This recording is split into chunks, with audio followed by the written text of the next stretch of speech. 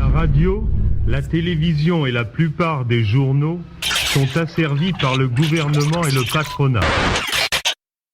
En cas de brouillage, cherchez une noyeur sur votre cadran. Ici, Londres. Les Français parlent aux Français. Si la radio que nous connaissons aujourd'hui passe par l'écoute de podcasts, Internet ou se transforme simplement pour devenir numérique, cela n'a pas toujours été le cas. Pour arriver aux technologies d'aujourd'hui, la radio a dû passer par beaucoup d'étapes et surtout beaucoup de successions d'inventions. Nous avons déjà évoqué Monsieur Morse et la télégraphie en 1840. Nous avons également parlé des ondes hertziennes de Monsieur Hertz, ce qui a ouvert la voie à la télégraphie sans fil, mais aussi à la radiodiffusion. Parlons maintenant d'un autre grand personnage de l'histoire de la radio. Parlons de Nikola Tesla. Alors non, n'énumérez pas, ça ne sert à rien, vous ne les aurez pas tous. Car Monsieur Tesla se cache derrière près de 300 brevets, couvrant au total 125 inventions. Il n'y a donc pas que les voitures, oh non, loin de là. Ses travaux les plus connus et les plus largement diffusés portent sur l'énergie électrique. Au cours de l'été 1889, Tesla se rend à l'exposition universelle de Paris et prend connaissance des expériences de Heinrich Hertz qui prouvent l'existence de rayonnement électromagnétique. Tesla trouve cette nouvelle découverte rafraîchissante et décide donc de l'explorer plus en profondeur. Et souvenez-vous, la dernière fois, nous avions évoqué la bobine de Ruhmkorff, qui génère de l'électricité. Eh bien, Tesla va inventer sa propre bobine, la bobine Tesla. Elle va produire elle aussi de l'électricité à haute tension, mais cette fois-ci à faible courant et à haute fréquence en courant alternatif. En gros, les travaux de Tesla se concentrent alors sur la haute fréquence, et plus particulièrement sur la conversion de l'électricité en lumière.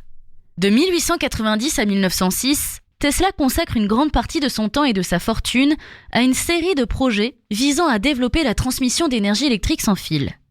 À l'époque où Tesla formule ses idées, il n'existe alors aucun moyen de transmettre sans fil des signaux de communication sur des longues distances. Il étudie alors les ondes radio et arrive à la conclusion qu'une partie de l'étude existante de Hertz à leur sujet est incorrecte. En plus, Tesla note que même si les théories sur les ondes radio sont véridiques, elles ne l'aident pas du tout dans ses objectifs, puisque cette forme de lumière invisible diminue lorsque la distance augmente comme tout autre rayonnement et voyage en ligne droite dans l'espace, devenant irrémédiablement perdu. Donc, ça ne lui sert à rien. Mais la bobine Tesla est bien là. On a alors un générateur de haute fréquence. Nous sommes sur la fin du 19e siècle. On a un principe de base donné par la télégraphie. On sait que les ondes sont là. On peut même créer des fréquences d'ondes. Mais comment les recevoir correctement ? Eh bien, on reste fin du 19e avec Édouard Branly. Le 20 novembre 1890, M. Branly invente le premier dispositif de détection des ondes hertziennes. On appelle ça le radioconducteur. Bon, on peut aussi l'appeler cohéreur, mais radioconducteur c'est mieux, je préfère.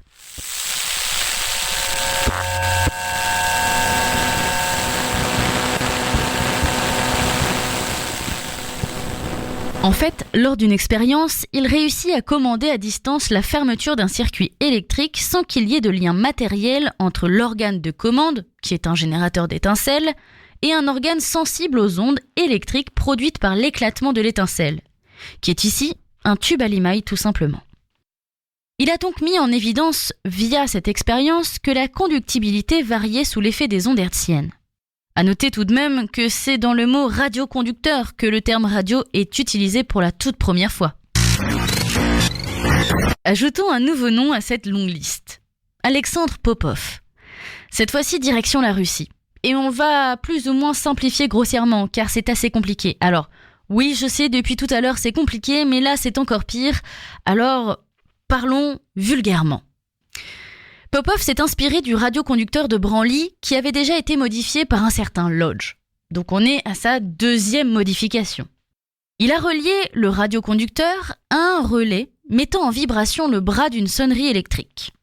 Pour améliorer la sensibilité du récepteur, Popov y raccorde également le fil d'un paratonnerre.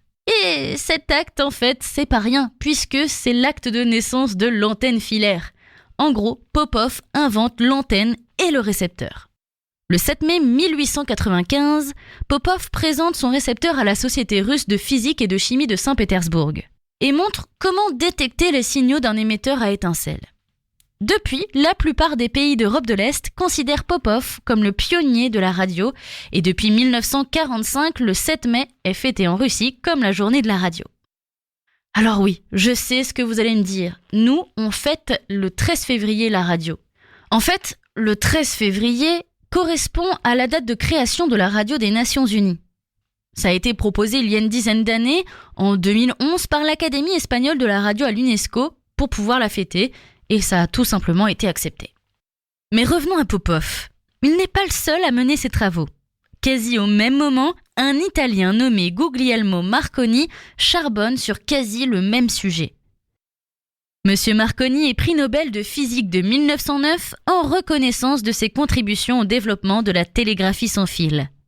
Le gars pèse déjà dans le game. Il est également le fondateur de la première compagnie internationale de radiodiffusion. Donc bon, que dire de plus ? En 1895, tout comme Popov, il fait des expériences sur les ondes découvertes par Hertz. Il reproduit d'ailleurs le matériel utilisé par ce dernier. Souvenez-vous, les sphères, le câble, la bobine. Sauf qu'il va l'améliorer avec un radioconducteur de Branly pour augmenter la sensibilité et l'antenne d'Alexandre Popov. Après ses toutes premières expériences en Italie, il réalise dans les Alpes suisses à Salvannes une liaison télégraphique de 2,4 km. C'est en Grande-Bretagne par la suite que l'inventeur trouve les soutiens qui vont lui permettre de mener à bien ses expériences et de fonder la compagnie Marconi, une compagnie de radiodiffusion. Et voilà pour notre première étape de franchie. On a la transmission possible sur les longues distances, mais on n'a pas encore la main sur la modulation de son et de la voix. Mais ça, ce sera pour une autre fois.